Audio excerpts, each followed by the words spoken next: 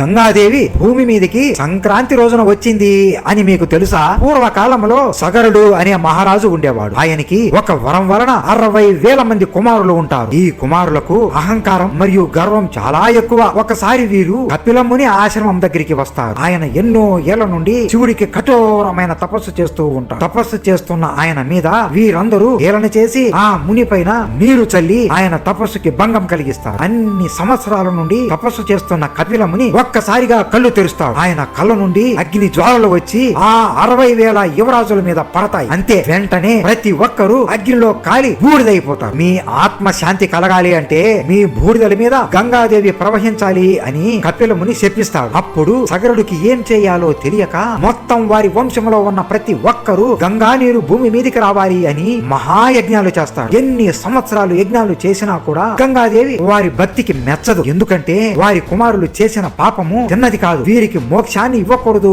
అని అనుకుంటూ ఉంటుంది. ఇక సగరుడి వంశం మొత్తం ప్రాణత్యాగం చేసుకుందాము అని అనుకుంటారు. అప్పుడు సగరుడి వంశంలో జన్మించిన భగీరథుడు కఠోరమైన తపస్సు చేస్తాడు. అతను ఎంతో మంచివాడు, అలాగే గొప్ప శివభక్తుడు కూడా. అందువలన అతని తపస్సుకు మెచ్చి గంగాదేవి భూమి మీదకి రావడానికి అంగీకరిస్తుంది. కానీ ఆమె ఒక షరతు పెడుతుంది. నేను భూమి మీద నేరుగా పడితే భూదేవి నా శక్తిని తట్టుకోలేదు, భూమి మొత్తం నాశనం అయిపోతుంది. నేను భూమి మీదకి రావాలి అంటే అది శివుడి వలనే అవుతుంది. శివుడు తప్ప ఇంకెవ్వరూ నన్ను మొయ్యలేరు. ముందు నువ్వు శివుడికి తపస్సు చేసి ఆయనను ఒప్పించు. ఆయన ఒప్పుకుంటే నేను ఒప్పుకున్నట్లే అని అంటుంది. అప్పుడు భగీరథుడు శివుడి సహాయం కోరతాడు. శివుడు సహాయం చేస్తాను అని అంగీకరించి గంగా నీరుని ఆయన జడ నుండి భూమి మీద పడేలా చేసి భూమి మీద గంగా నీటిని ప్రవహించేలా చేస్తాడు. అలా సగరుడి కుమారుల భస్మాలని గంగా నీటితో కలిపి వారికి మోక్షాన్ని కలిగిస్తాడు. గంగాదేవి భూమి మీద పడింది కూడా ఈ మకర సంక్రాంతి రోజునే. ఈ దివ్యమైన మకర సంక్రాంతి రోజున గంగా నీటితో స్నానం చేస్తే పాపాలు అన్ని తొలగిపోతాయి అని